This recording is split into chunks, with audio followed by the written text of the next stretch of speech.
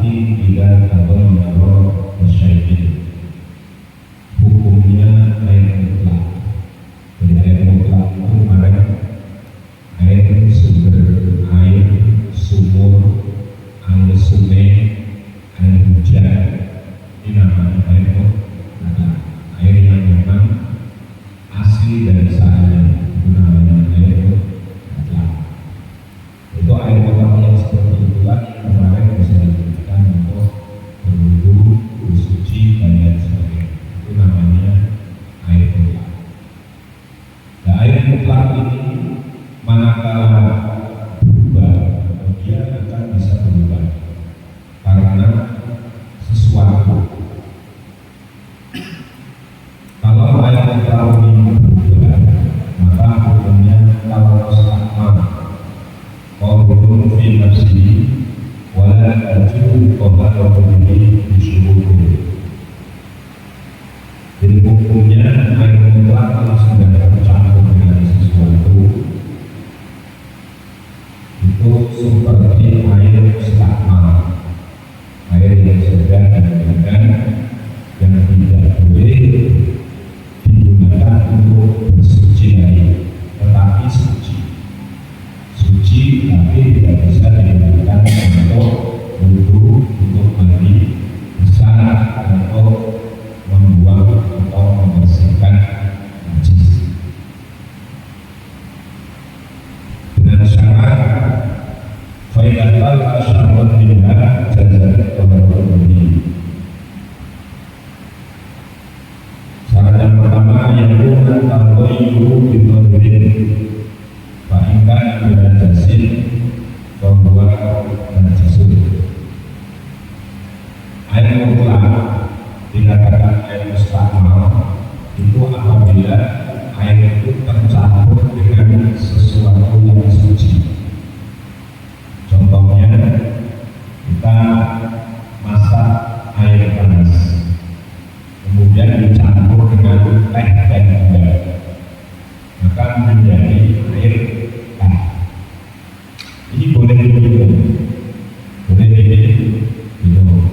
agar rusak apa yang boleh, tetapi tidak boleh untuk wudu, tidak boleh untuk mandi junub. Mereka mungkin air teh atau belum, itu tidak boleh untuk wudu, tidak boleh untuk mandi junub.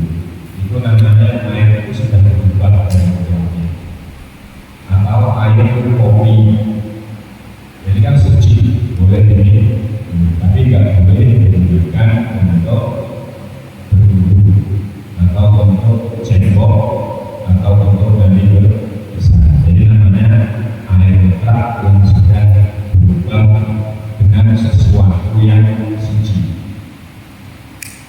Faidah bila jisi Allah najis.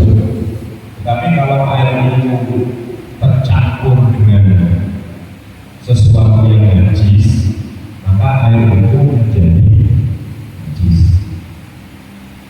Nanti ada syaratnya, asal air itu tidak cukup 220 liter. Itu kalau kita najis, umpamanya maaf, kita naruh air 1 ember di dapur, di kamar kita kencing, kemudian ada air kecil yang nyiprat ke air ember. Air ini kan sedikit, sampai 20, maka air ini hukumnya najis dan harus dibuang. Kalau sudah najis harus dibuang, nggak bisa digunakan untuk cuci piring dan sebagainya, apalagi untuk wudu. Wudu juga nggak boleh digunakan untuk cebok. Jadi yang kita hati-hati. Ada kita di kamar mandi, kita berak, kita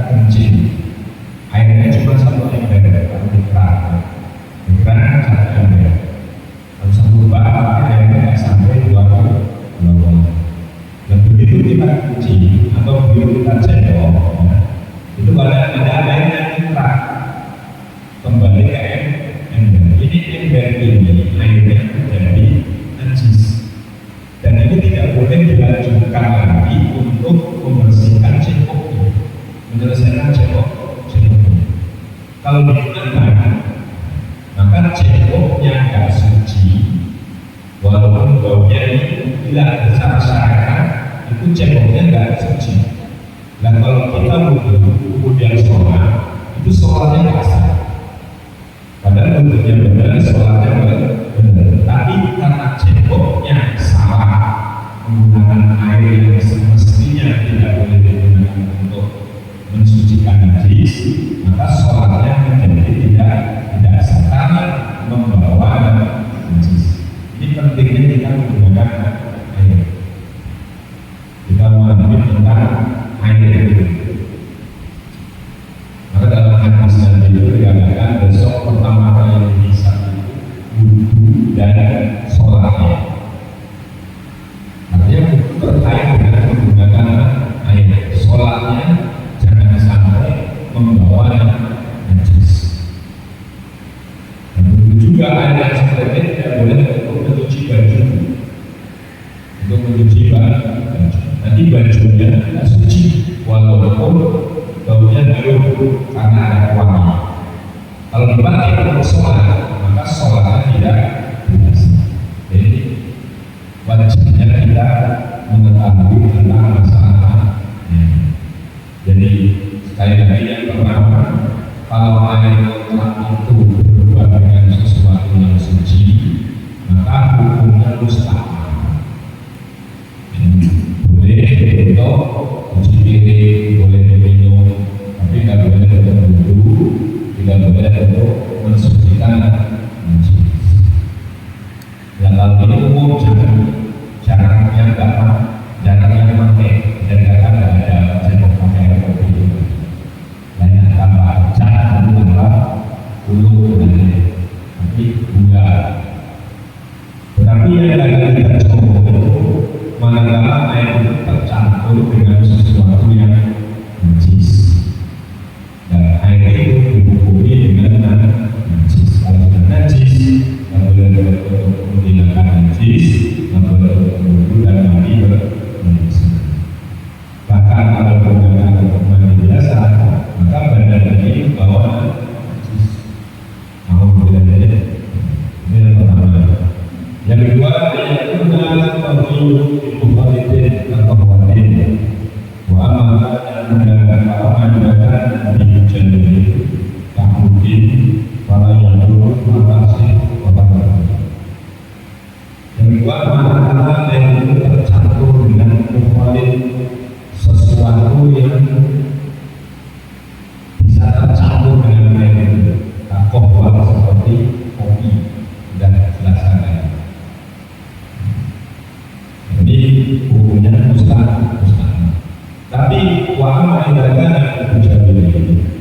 Tapi kalau air itu bercampur dengan sesuatu yang suci, tetapi air sesuatu itu bisa terpisah dari air. Contohnya apa? Air itu ada di botol, bercampur dengan daun-daunan dan jamur. Daun ini suci. Daun-daunan yang jatuh. Jadi daun itu kan bisa diambil. Maka air itu boleh tumbuh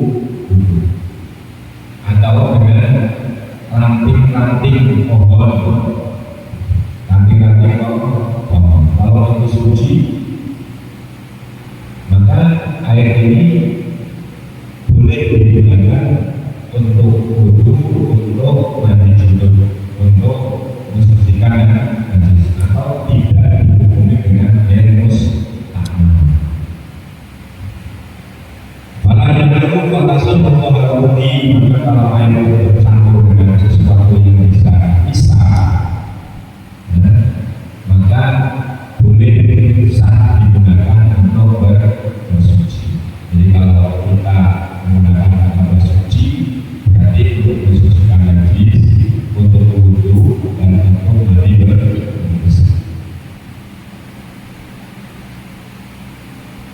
Bibul Muqallid dengan makan Muqallid adalah yang menyebut seluruh kalimat orang yang menyebut ambil dulu di bagian kurban. Yang dimaksud dengan sesuatu yang Muqallid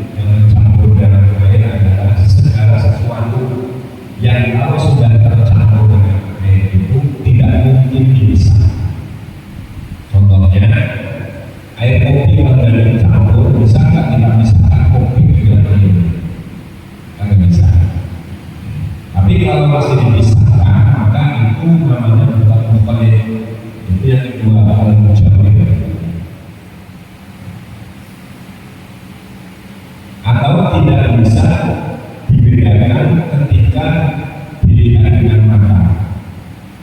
Airnya mana, tehnya mana, airnya mana, kopinya mana. Itu namanya mukallid. Nah, kalau air tercampur dengan sesuatu yang sifatnya nggak bisa dipisahkan, maka air itu hukumnya mustakmal. Kalau kita ngomong mustakmal berarti tidak sah digunakan untuk muhalal. Muhalal itu untuk najis, wudu dan mandi berbisa. Kemudian yang dikatakan mujawir adalah yang itu fasbuh ilman awal itu ambil firman yang mufan. Jadi sesuatu yang mencampur dengan air, tetapi secara umum bisa dipisahkan, bisa diambil, bisa dipisahkan. Jadi airnya biasa air nanti terpisah dengan sendiri. Tetapi meskipun tidak disaring, masih tercampur, air ini sah digunakan untuk bersuci. Jadi tidak harus dibuang, campur itu tidak harus dibuang, biarkan saja. Contohnya kita mandi menyuruh di barat pas banjir, itu kan bukan, lama-lama biayanya itu kan pisah, atasnya bening, tangannya juga, berarti apa? Ini bisa dipisahkan. Ini namanya mujawir. Maka air itu boleh digunakan untuk wudu, untuk mandi junub atau untuk mensucikan najis. Itu syarat yang kedua. Kemudian syarat yang ketiga, ayakun al-bayu fahisan bimai sebiya sebuah anhu ismulma al-qasir al-marak al-syar al-qasir al-marak. Kemudian syarat yang ketiga, perubahan itu besar sekali sehingga tidak mengalahkan nama air mutlak itu sendiri. Contohnya air ini dicampur dengan teh, namanya air teh. Dan ini pada dasarnya saya singgung. Ini air pada proses pembuatannya kan ada dicampur, akan dicampur dengan apa namanya kaporit atau ada namanya kaporit. Tapi ketika jadinya ini tidak berubah warna dan tidak mengubah apa namanya rasa asli air itu sendiri.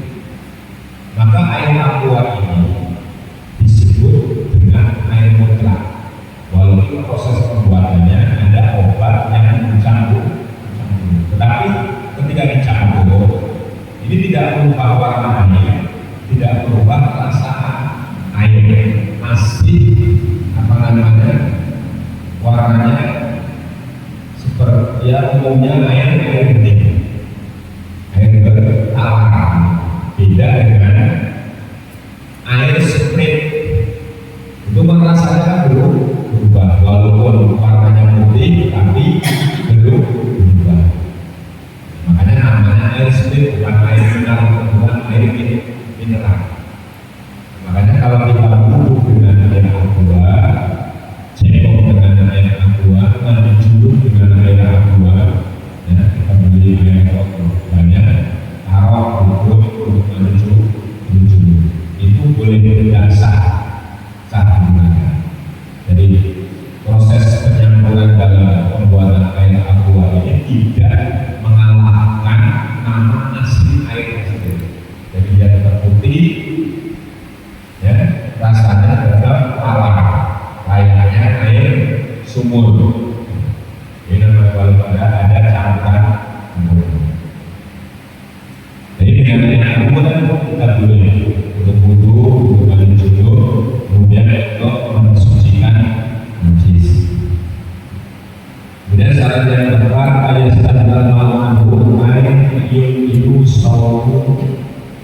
ma'ambu bila bima dinakan antara segala ma'ambu untuk ada semua orang.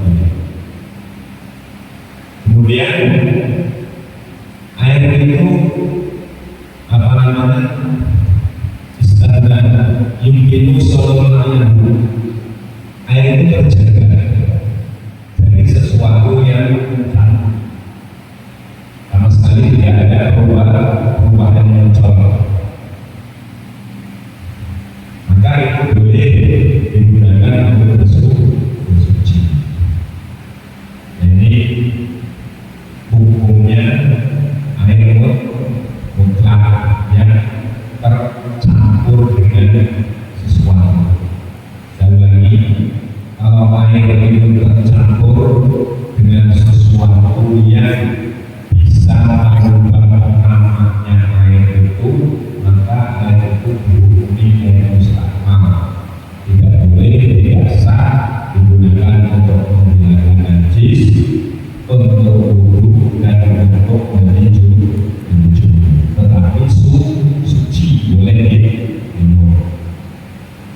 Dan itu kalau yang mencampuri sesuatu yang suci. Tetapi kalau tercampur dengan sesuatu yang najis, maka air itu hukumnya najis. Kalau sudah najis, sudah harus dibuang.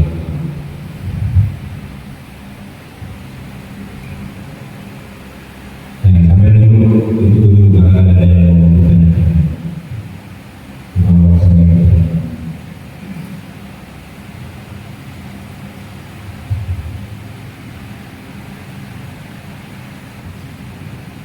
Orang salah menggunakan air, artinya nggak sadar, sholatnya itu tidak sah.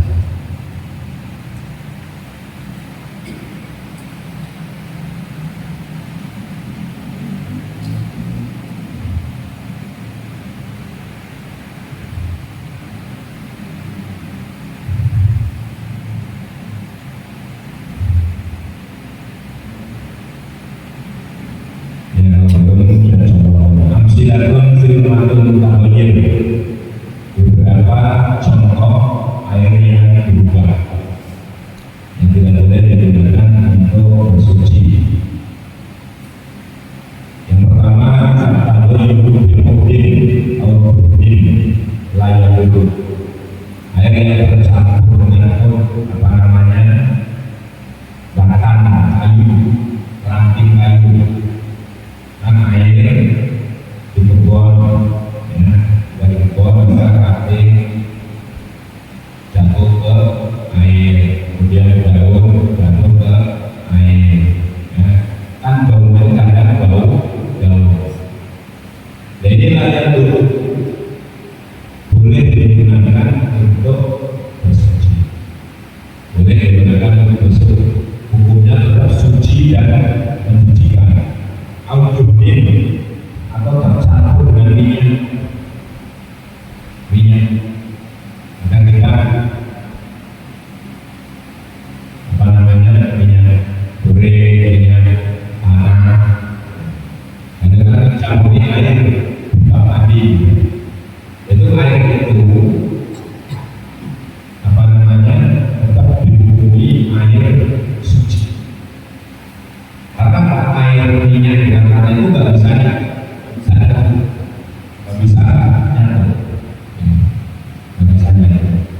makanya air itu tetap air suci.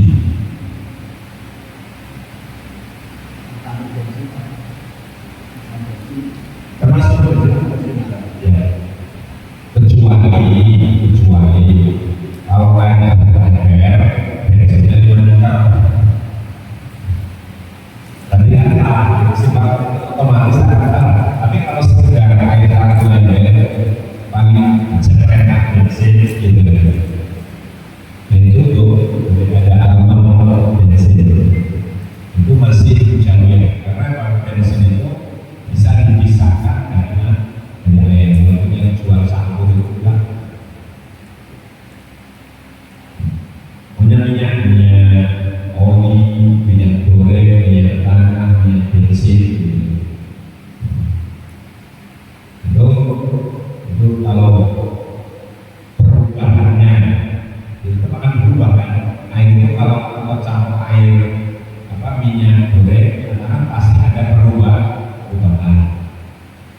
baunya dan sebagainya. Tetapi sifat minyak itu bisa dipisahkan dari air atau tidak mungkin dia akan minyak. Maka itu dinamakan menjauhi. Maka air ini tetap suci, boleh digunakan untuk wudhu, boleh digunakan untuk menghilangkan najis. Berbeda dengan yang kedua, kalau bermasir rasa faron atau kebutuhan muslim, air itu dicampur dengan air minyak wangi. Minyak wangi itu beda sifatnya dengan apa namanya minyak bensin segala macam minyak wangi. Nah, ini kalau minyak wangi itu bisa mengolit, bisa nyampur. Ini yang dulu anak muhammad tidak dapat para surut itu tidak boleh digunakan untuk wudhu, untuk mandi junub, termasuk untuk mandikan jenazah lalu wudhu. Jadi sesuatu yang wajib disucikan. Kalau dipakai ya tak sah kalau dibawa sholat, walaupun baunya wangi, tapi dibawa sholat itu tidak sah sholat. Yang ketiga, al-wudu bil-musibat turab ayat berwudu. Kemudian air yang tercampur dengan sesuatu yang sifatnya diam, ada debu, apa namanya tanah. Air tercampur dengan air lembut. Kalau kita banjir otomatis air itu kadang tanah itu masuk ke kolam, kadang apa namanya sumurnya itu ambrol, longsor atau air sungainya menjadi budak karena tercampur dengan tanah. Nah, inilah yang gak berbahaya, artinya sah digunakan untuk mensucikan najis, untuk wudhu, untuk memisahkan. Makanya yang kedua bima fi maqarihi wa maqarihi wala bi'atin mayyit, dan juga tidak membahayakan agar tidak merubah kemutlakannya air kalau perubahan itu di tempatnya. Dari sumur yang kemudian ada banyak daun, banyak belut, kemudian dia berubah. Hanya kan berubah rasanya, otomatis belut segala macam. Ini nggak masalah. Atau perubahan itu terjadi di tempat lewatnya air, itu di sungai. Ini nggak masalah. Wala bi'atin mayyit, dan tidak berbahaya, artinya boleh digunakan untuk bersuci kalau tercampur dengan garam yang sudah menjadi air. Garam yang sudah menjadi air. Nah ini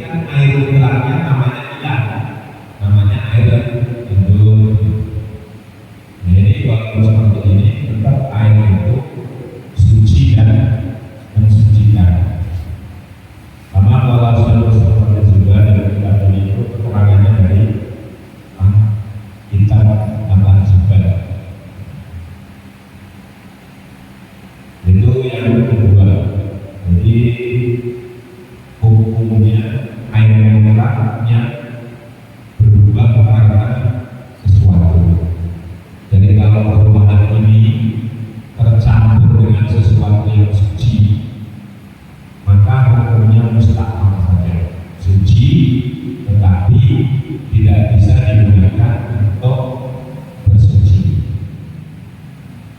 Dan syaratnya tercampur dengan sesuatu yang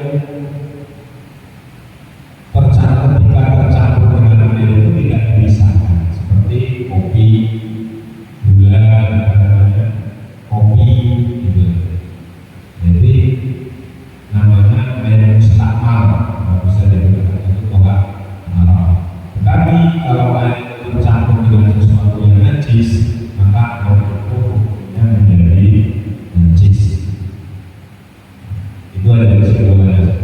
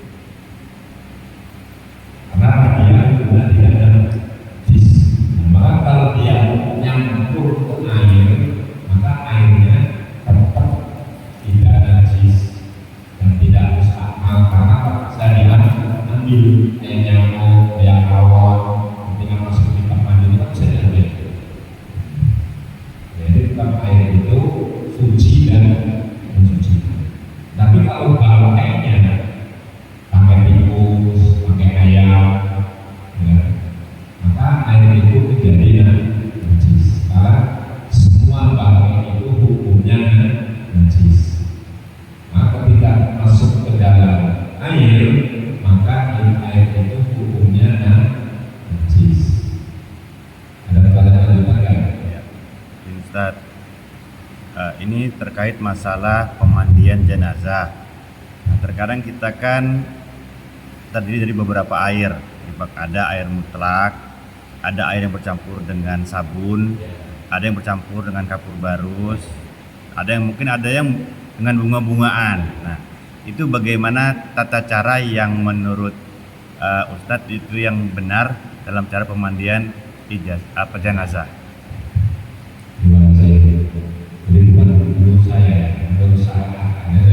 Syariat, ya. Ini ada apa? Ya. Jawaban saya bukan dari saya, tapi dari kita.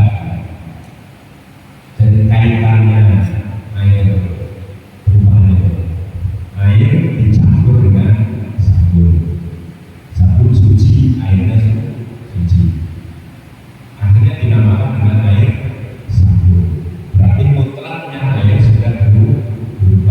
Ini suci, tapi nggak bisa mensucikan. Maka nggak boleh digunakan untuk memandikan jenazah. Tapi nanti dulu, karena nanti bisa dipakai tapi belakangan. Kemudian air bunga, air kapur barus.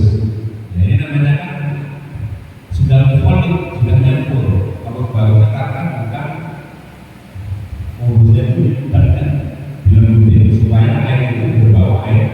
Nah, air ini juga namanya air yang sudah berubah suci, tapi tidak boleh tidak mensucikan. Maka nggak boleh digunakan untuk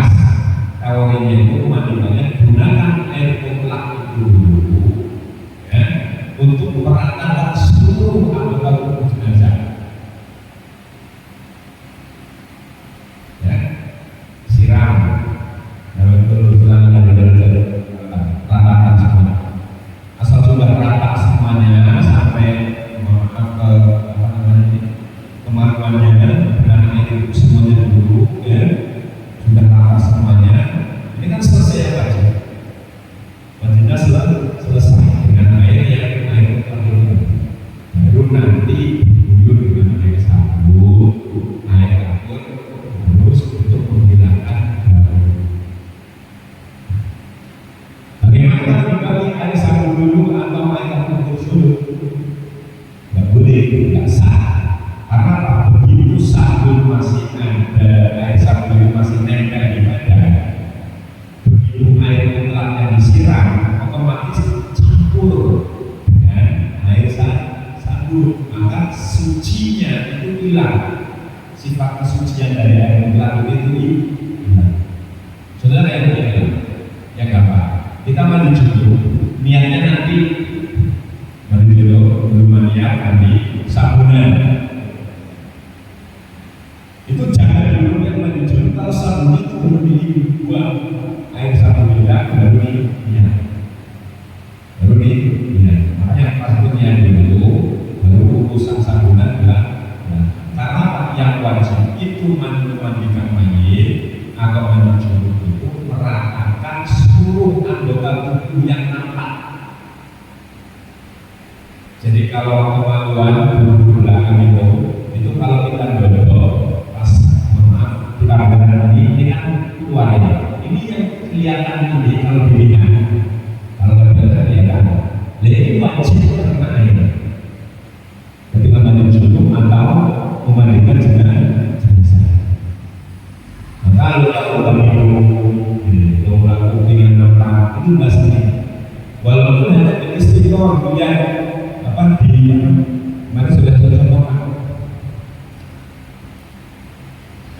Kalau sini dikatakan ini selama ini kalau ada katakan dengan tangan.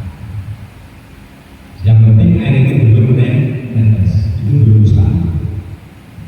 Jadi air itu kalau masih nempel di anggota tubuh itu belum mustahil. Itu boleh dikatakan kemana-mana. Itu boleh.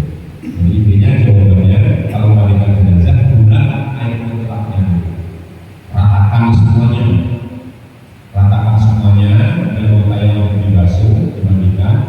Setelah itu selesai, ya, itu gunakan air sabun, dibilas dengan air kapur, air bukan. Terima kasih. Paham? Menurut saya ini Pak Ustadz, kalau saya ini sering belajar mesin. Kurang keras. Oh, saya ini sering dengar mesin. Anda? Ya, dengan mesin. Jadi kalau badan ini kena solar, kita sudah mandi, tapi masih berbau solar, itu hukumnya gimana? Kalau baunya, solar ini kan suci. Solar ini suci. Tapi yang Bapak harus perhatikan, kalau solar itu masih nempel di anggota tubuhnya nggak cuci tangan. Ya udah mandi. Iya. Ya, udah mandi. Jadi kan mau sholat. Kalau mandinya selesai. Kalau Selesai. mandi junub, ya ini solarnya harus dibersihkan dulu. Kalau mandi junub, tapi kalau mandi biasa tak. Biasa. Tapi kalau mau wudhu, Bapak pegang solar, ada bekas solar kan biasanya kalau ada solar itu karena air apa namanya alis sama alis. Dan itu solarnya harus dibersihkan dulu. Disabun sampai solar. Kalau disabun sampai 3 kali masih belum hilang, ini dimaafkan. Karena kan susah Bapak bersihin solar atau oli yang berada di bengkel, mau hilang serius kadang-kadang susah. Susah. Ya, kalau untuk wudhu itu kan itu harus hilang dulu. Tapi kalau sudah disabun 3 kali baru nggak hilang, ya udah lanjutin aja nggak apa-apa. Sama aja kita harus kerikan, sama kainnya aja. Kerikan karena bekasnya itu dan pada semuanya. Kemudian malamnya kita kumpul dengan istri. Itu kan di junubnya itu sebenarnya harus dihilang dulu ya. Supaya air mandi junubnya nanti tidak tercampur dengan minyak. Karena kalau habis keringan itu bilang dulu, makanya kumpulnya jangan besok lagi lah gitu ya. Apa bekas minyaknya itu hilang, nanti junubnya nggak sah, sholatnya jadi karena pak air itu nantinya tercampur dengan minyak. Walaupun di sini kadang-kadang apa namanya minyak itu termasuk mujawir, tapi dia akan menghalangi air nempel ke kulit, bukan mustahil, tapi akan menghalangi air nempel ke kulit. kulit. Kalau kita kena oli tangannya, coba kita apa namanya? Taruh bens, taruh solar lah, solar. Kalau sudah seberapa ya, bilang nanti solar atau oli pertama itu disiram air, airnya akan menempel pergi. Maka oli ini harus dibuang, bersihkan sabun. Kalau disabun sampai 3 kali lagi, ya udah lanjutin dulu nantinya. Jadi intinya Bapak, kalau biasa mandi popok bensinnya nggak hilang itu nggak masalah kalau mandi biasa. Itu baunya masih ada. Yang masih baunya nggak apa-apa.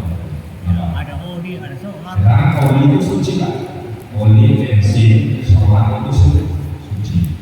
Hanya saja bisa menghalangi air kulit ketika wudhu.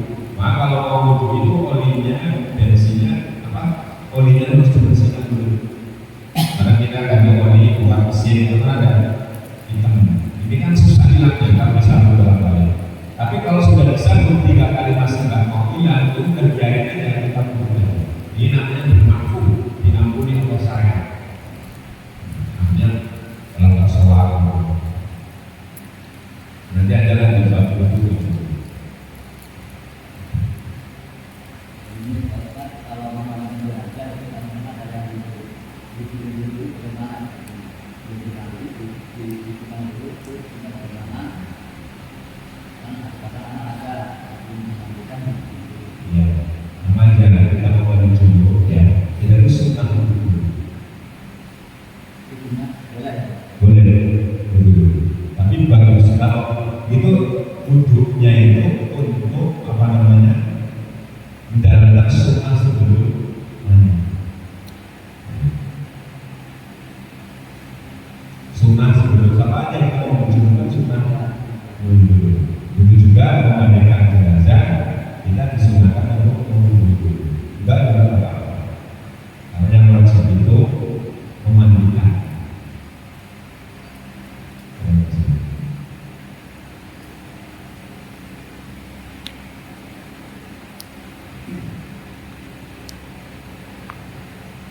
Kalau ada yang bertanya lagi Pak?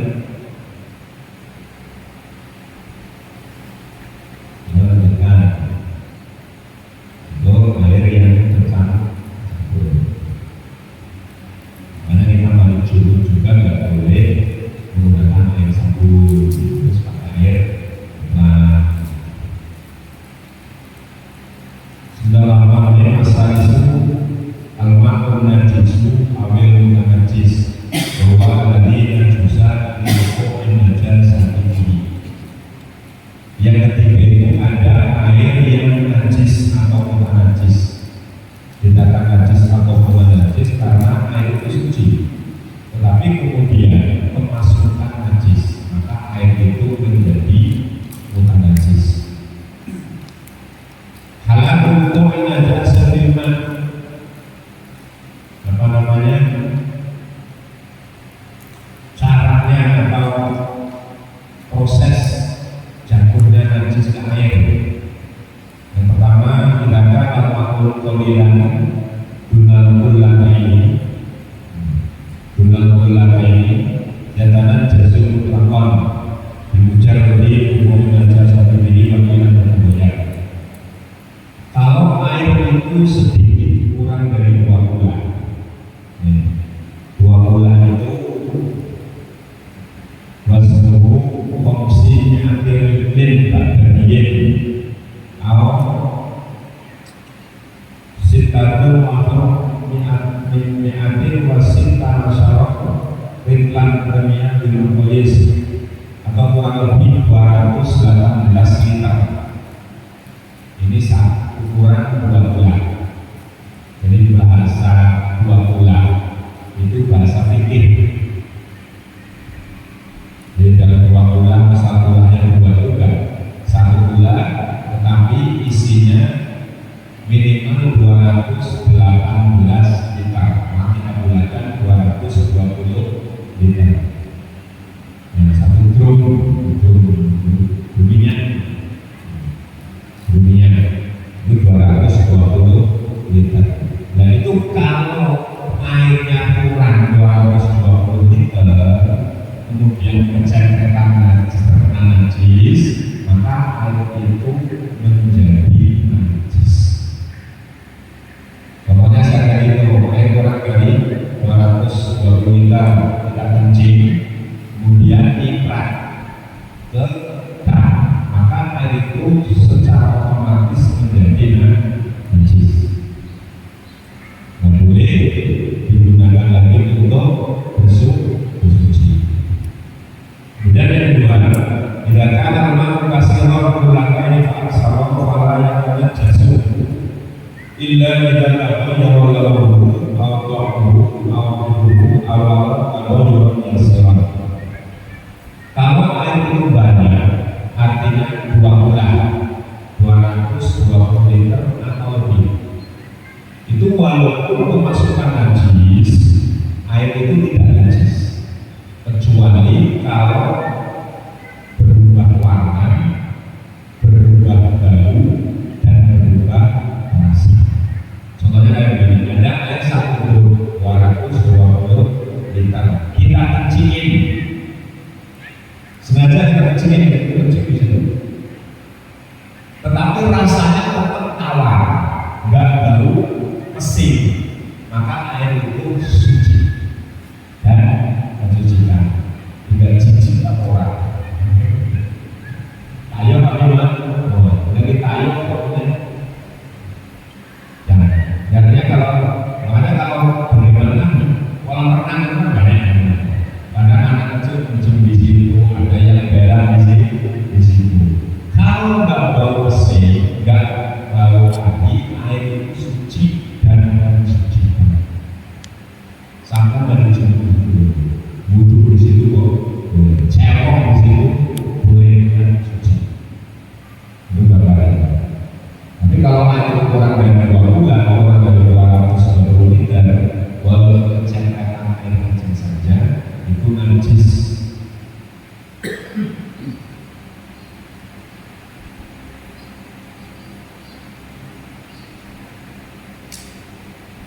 Masalah itu mengambil najis dalam masalah tentang air yang najis. Tidak ada nama kasiron bahwa komat ini jasabur walau usahakan hal tagol yang Allah hal kanjur bahwa ini. Sekarang ada permasalahan. Air itu banyak, artinya 220 liter atau lebih. Kemudian kita kena najis, tapi kita ragu air itu berbuat apa enggak. Jadi baunya kayak bagus apa enggak ya? Warnanya berubah lagi, kita ragu. Dan itu boleh enggak kita bersuci nahan rajul bahwa ini anak sekarang itu boleh. Kalau kita ragu apakah air itu berubah apa enggak, kita tetap boleh untuk bersuci. Karena kembali ke hukum asalnya air itu suci. Yang kedua, tidak ada nama kasih atau tabriyah bahwa ini karena hal tahu lebih dan binajisi sama tubuh. Kemudian air itu banyak, tetapi berubah. Tapi kita nggak tahu perubahannya itu karena sesuatu yang suci atau sesuatu yang najis. Karena air kadang kita ada bak terus taruh di anjung di kebun ya, kita ada terus itu sengaja buat wudhu, buat cuci piring segala macam persiapan, terus kita lakukan sebulan. Dan begitu alhamdulillah kita berangkat ke kebun lagi, air itu berubah, baunya berubah, nggak enak. Tapi kita nggak tahu, ragu. Yang nyambung ini berubah ini karena sesuatu yang najis atau tidak, ragu kan? Maka bagaimana hukumnya? Nahmu bimuharram ini dengan asmaul mati atau apa? Maka kita dihukumi menghukumi air itu suci. Karena hukum dasarnya itu suci. Kasus yang kedua, nggak usah yang kedua. Kita masuk kamar mandi, anak kita baru keluar kencing, tapi kita nggak lihat air yang digunakan untuk cekok atau kencingnya itu nyempel ke bak mandi atau tidak. Ini anak biasanya namanya kecil, tapi kita nggak lihat. bagaimana? Anggap saja air itu suci, belum tercampur dengan najis, kecuali kalau kelihatan air itu mising, ya, perak, ada air kuning-kuningnya di situ, maka kelihatan jelas. Tapi karena itu campur dengan najis karena kencing atau tidak, kalau kita nggak lihat, maka tetap air itu berbunyi suci. Jadi kalau ada perubahan air yang kita tidak yakin atau ragu apakah itu tercampur dengan sesuatu yang suci atau yang najis, maka kita hukumnya air itu tetap suci dan mensucikan. Jadi yang kedua, jadi kalau kita buat air itu ada tiba, ada apa namanya dibelik atau biasa sumber UAI, tapi UAI itu kuning, nggak sampai 250 menit. Jadi air ini najis atau tidak, kita hukumi suci dan mensuci. Yang ketiga, tindakan karena kasihan watawa yang lebih dari sisi semua pakar ataupun sangatnya hal-hal yang ada air banyak 220 liter, tetapi yakin bahwa air itu berubah karena najis dan begitu kita pakai, ini perubahannya kita apa enggak ya? Contohnya kayak gini, ada air 1 bulan dikasih air kencing 2 ember, akhirnya rasanya asin, baunya agak asin. Sorenya kita ke situ, air itu apa namanya perubahannya hilang kan? Hilang apa enggak ya? Tadi kan bersih, ini kayaknya enggak. Maka air ini berhubungi najis. Walaupun kalau kita ada perubahan, karena tadinya sudah berubah, asalnya kan najis. Kalau kita ada perubahannya hilang, maka air itu tetap berhubungi najis. Yaitu tentang macamnya air yang tidak najis atau bukan najis. Jadi air itu dikatakan najis kalau air itu kurang dari 2 bulan. 2 bulan itu 220 liter. Itu kalau catatan najis, secara otomatis air itu menjadi najis. Maka bagaimana? Kita kembali ke pemilihan jenazah. Air yang suci yang mutlak itu harus dijaga kesuciannya, ya, karena kita akan membandingkan posisi jenazah di atas, sementara air itu di bawah. Begitu kita nyiram air, ya, ini cipratannya jangan sampai tebak air yang suci, yang air mutlak, jangan sampai. Kalau sampai masuk ke situ, karena bangga tidak sampai 220 liter dari situ, maka air itu menjadi mustahil karena tak tercampur dengan air yang sudah dipakai. Maka ketika kita belajar, jaga kelakuannya. Banyak tokoh juga, makanya ada gunanya penghulu supaya penghulu itu harus paham cara menggunakan air. Nah, makanya kita semua harus tahu pipa atau penghulu itu tempat kita mandikan sendiri. Masa bapaknya kita yang meninggal, orang yang lainnya kita tahu penghulu. Jangan sampai kita salah memandikan jenazah.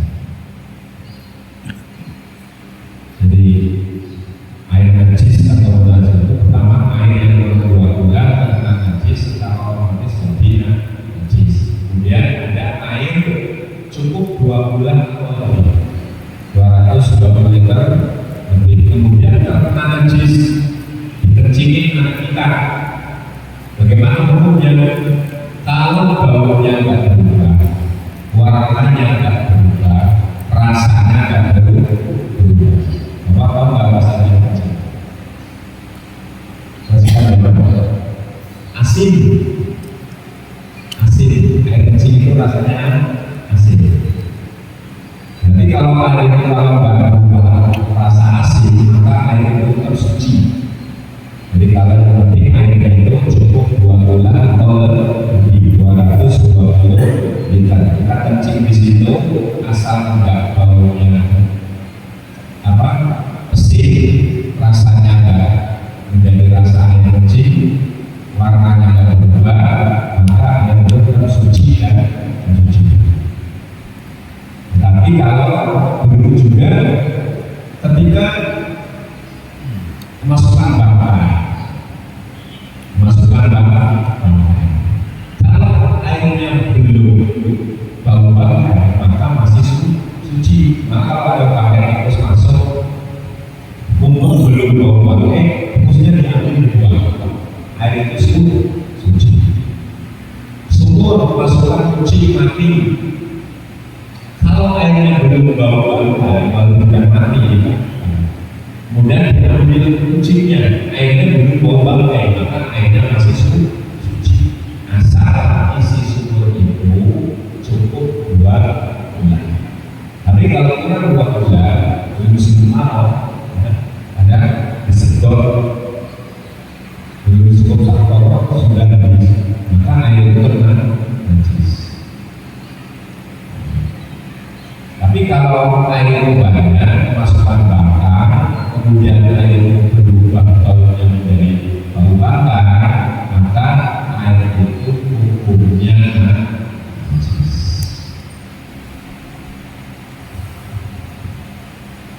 Ya, pertanyaannya. Ini kalau kita memandikan jenazah itu kan biasanya airnya tidak ada. Karena itu jadi yang pertama kan kita siram dengan air yang suci. Nah, saya memisahkan satu tenda itu saya tutup supaya nggak kita itu terus nanti sesudah dimandikan yang pertama itu sabun, lalu kita ambil yang air terakhir itu yang suci kita kalau selesai itu baru masuk. Tapi itu beralasan dulu. Ya pertama diratakan dulu. Yang penting, yang pertama itu semua anggota tubuh diratakan dulu. Terserah orangnya di sana satu dan selatan, juga tak apa-apa. Karena air sabun itu tidak najis, hanya suci tapi tidak mensucikan. Jadi tidak harus disucikan lagi. Jadi disiram lagi juga harus dihilangkan untuk Sah. busanya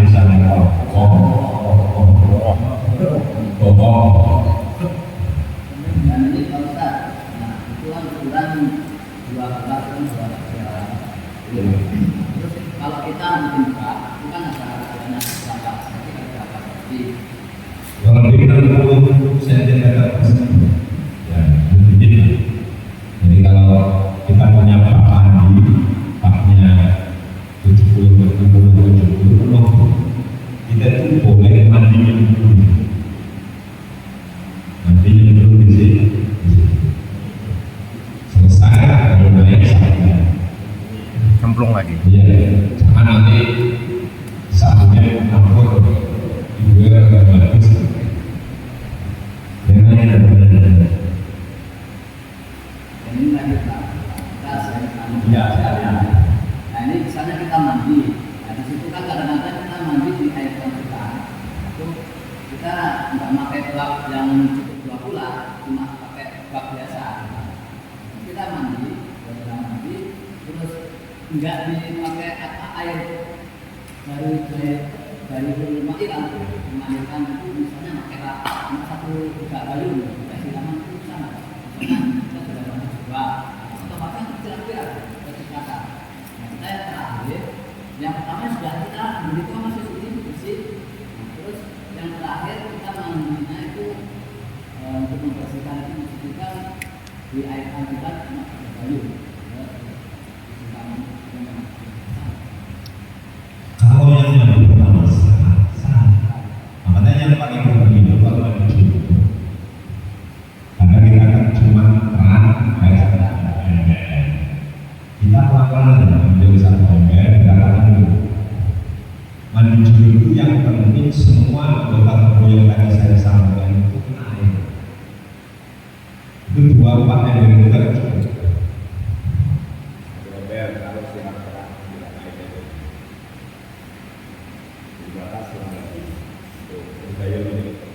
Jadi kalau masih nekat rata itu kalau air sedikit, kalau masih banyak, ya air ini jangan sampai nyiprat ke ember.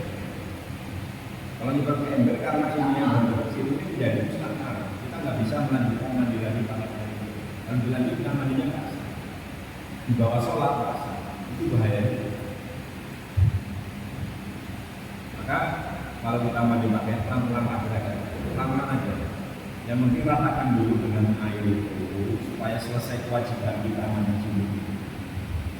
Baru nanti kalau sudah rata semuanya, terus kita kalau itu siram air ini, ya semuanya lanjutkan semuanya. Baru mau bujur, mau balik lebar kan sama.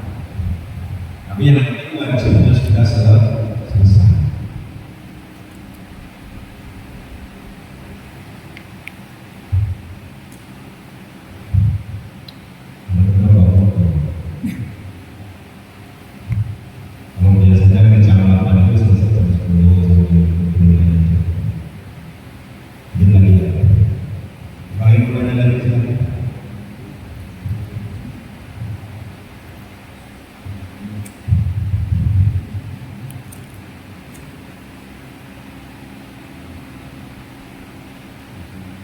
Al-makfu'atu minan najasati filma, beberapa najis yang dimakfu, najis tapi diampuni najisannya. Yufafil mani wal ma'ini min najasat berarti layu dihartofu ayat al-basol tadi kalau laki-laki ladang ada sayur. Jadi kenapa air terkena najis yang cair seperti air kan suci, tetapi tak kelihatan. Ya contohkan tadi ada kita cuci dan lihat kalau air itu kecemberan, dan kelihatan kan air itu. Jadi air itu dimampu, jadi nggak dihubungin dimampu. Yang kedua, kalau ketika lagi ada malah sayur, ada air, bikin sampai ember, masukkan bangkai yang tidak ada darahnya yang mengalir. Air tadi, cicak ada darahnya nggak ada, cakring, apalagi kelapa, gula itu ada. Nanti kita masuk gula ini. Ya, guling. Itu kalau bangkai masuk itu tidak dikena najis atau dimampu. Syaratnya anak itu memiliki tidak sengaja tidak buang itu. Tapi kalau kita sengaja buang itu, ya tetap najis. Tapi kalau dapat sendirinya tidak mungkin lah kita mau buang bangkai di mana. Wala kohol warna ini dia tidak berubah pada air, berubah itu maka tidak dihukumi najis.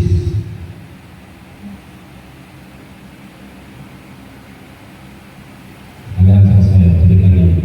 Hukum artinya makna najis yang turut tertutup salah satu hukum. Caranya mensucikan air yang sudah najis.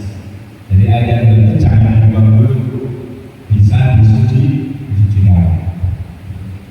Ada tiga. Yang pertama ayat dalam sini ayat yang sudah tamayyu bidul maksi wadah kata nakul lakukan masalah. Kalau airnya itu 2 bulan atau lebih, kemudian kena bangkai, bawa bangkai, ini kan najis. Kemudian dibiarkan 2 hari 3 hari, bawa bangkainya hilang, maka air itu menjadi suci dan mensuci. Ini cara yang pertama, dibiarkan. Contohnya sumur, masukkan ayam mati, seminggu baru keluar, ayamnya di bangkainya diangkat, akhirnya air sumurnya bawa. Diam selama 1 minggu, kita angkat lagi air itu bau bangkai.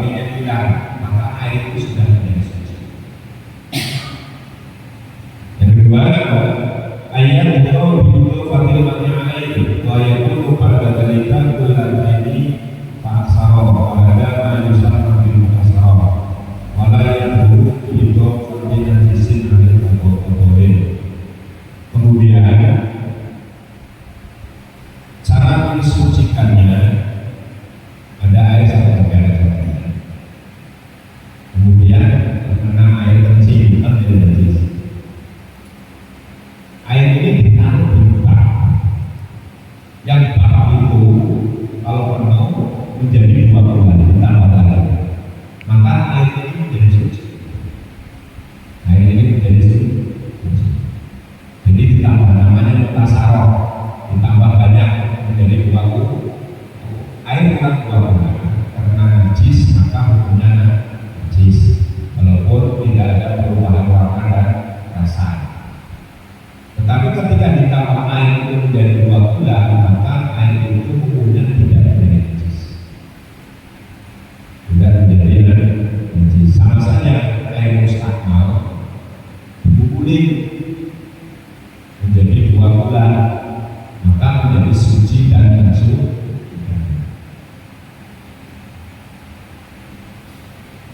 Yang ketiga, ayat Bimursolilma Bisari Alaya Rosolbati dan bulan ini. Kemudian yang kedua, dengan dikuras airnya. Tetapi yang tersisa jangan sampai kurang dari 2 bulan. Musim hujan sumurnya kan memasukkan ada kucing lompat yang belum seminggu baru ketahuan akhirnya bau lah. Bangkainya diambil, kemudian dikuras, sisakan 2 bulan.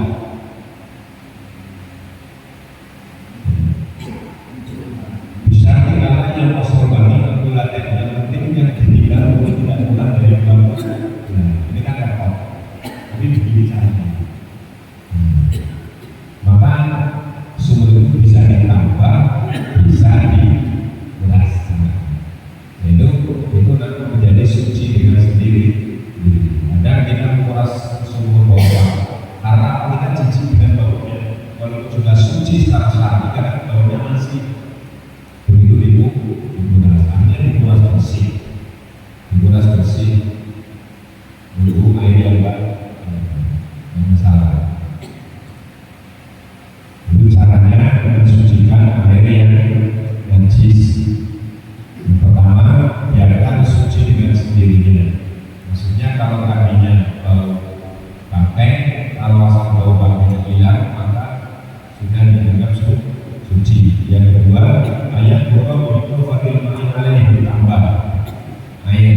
Kalau air itu sampai ember terkena najis, berarti najis, ditambah kita untuk mandi yang ukurannya besar atau dimasukkan di tower ya, yang ukurannya besar 220 liter. Ini sudah semuanya besar sekali. Yang kecil 390 liter menjadi 1 bulan, maka air itu sudah menjadi suci dan suci. Dan yang terakhir, menguras, tapi yang ditinggal jangan sampai kurang dari 2 bulan.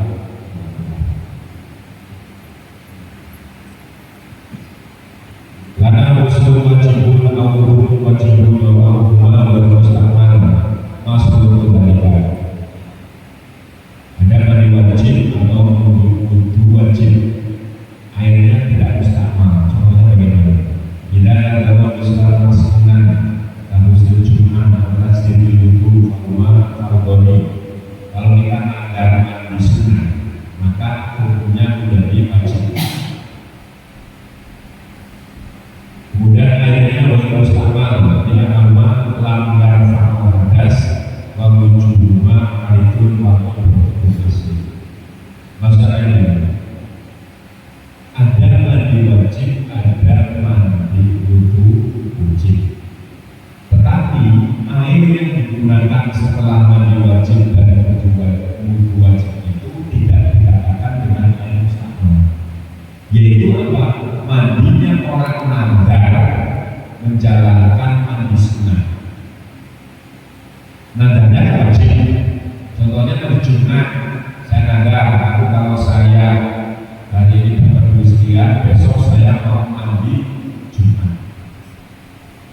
Artinya nadarnya wajib, tetapi mandi Jumat itu punya sunnah. Atau kayak gitu, kita sudah tahu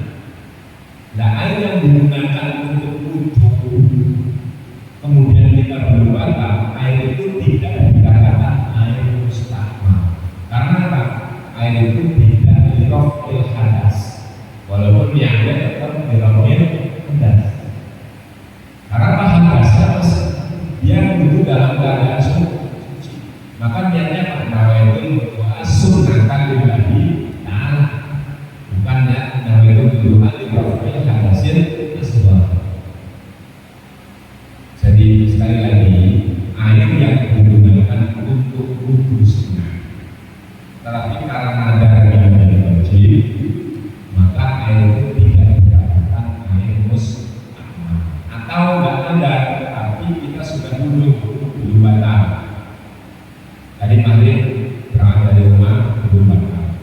Sampai sini dulu Isya belum batal. Kita sunnah dulu lagi, itu namanya tasdidul wudu. Nah, air yang digunakan untuk wudu yang kedua ini, air yang sudah digunakan tidak dikatakan dengan air musuh, karena bukan iraful hadas. Air wudu itu bukan untuk niat menghilangkan hadas, karena memang belum baru. Kedua, mandi sunnah tapi ada bahkan menjadi wajib. Ya, seperti mandi Jumat, maka besok Jumat itu karena hari ini saya, maka besok saya akan mandi Jumat. Nah itu mandi Jumat hukumnya wajib, tetapi mandi Jumatnya nadarnya wajib, mandi Jumatnya sunnah. Maka air yang digunakan untuk mandi ini tidak dikatakan dengan air mustahil. Karena yang digunakan air mustahil itu air yang digunakan untuk menghilangkan dirafin taharah atau untuk bersuci. Lana ma'ulukana disuruh awalnya untuk tadi jamaah nafi ma'ulukir Mama tidak dan berlain Maka berlain Mengurut Walau pada dalikan Fakila pada itu kita ada air satu ember kita najis, satu ember mana najis, satu ember sampai 20 ember itu semua cekatan najis. Dikumpulkanlah jadi satu kalau itu cukup 2 bulan, maka air ini menjadi suci. Asal tidak bulan najisnya, atau air mustahil seperti itu. Dikumpulkan lagi. Maka kalau kita tanpa yang bisa itu, benar bisa dulu ada bekas air dulunya itu kan di kolam. Itu suci.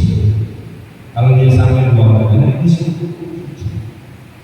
Walaupun kadang orang lewat bawa najis di situ, ada kecil di situ. Asal dia nggak mau kesing, maka air yang di kolam itu yang kita lewati itu setelah tempat wudhu itu hukumnya suci dan suci. Karena saya lihat kadang orang tak panas itu dan katanya najis. Padahal itu suci karena pak kolamnya airnya itu cukup 2 bulan atau lebih kolamnya tamat. Hanya boleh ada yang itu justru malah benar air itu selain wudhu ada kolam, ya. Jadi air kasur itu semua tidak boleh suci. Itu malah suci semua.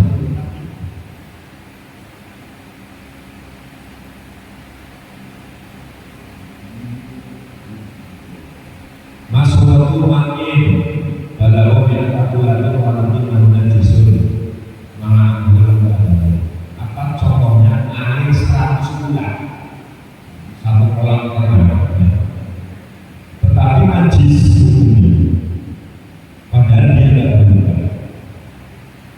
berubah warna, berubah rasa. Contohnya firman dulu jari di dalam air yang mulai air sungai. Ya ayatuna fil majrur dan jasa terwakifah wa kullu jiriyatin akon menggunakannya wa hadal ma'un ajasun menjual al-qadiri maka fil majrur walau pada menggunakan al-fakulah. Ada air mengalir sungai, di atas ada bangkai babi. Jadi setiap air yang mengalir itu kan banyak, itu hukumnya najis. Hukumnya najis. Karena apa? Air yang mengalir itu tidak cukup 1 bulan yang melewati bangkai. Iya, walaupun dia mengalir, tapi air ini kalau dikumpulin kan bisa 1 lautan. Tapi karena aliran yang mengalir ini nggak sampai 2 senti, namanya ada bangkai itu ada suci. Maka air yang melewati bangkai ini hukumnya najis. Kata yang sedang nafi maka yang asal populasi pada hukum itu huriyati. Tetapi kalau sudah kumpul, ada air mengalir sungai, ada bangkai babi, ini yang mengambil hukumnya najis. kolam kendung, kemudian air itu kumpul di situ sampai 2 bulan kemudian air itu suci. Tapi air yang mengalir ini najis. Tapi air yang sudah kumpul di bawah lebih dari 2 bulan itu sudah suci. Jadi yang contohnya air 100 bulan tapi punya najis itu air yang mengalir. Air masuk laut, maka ini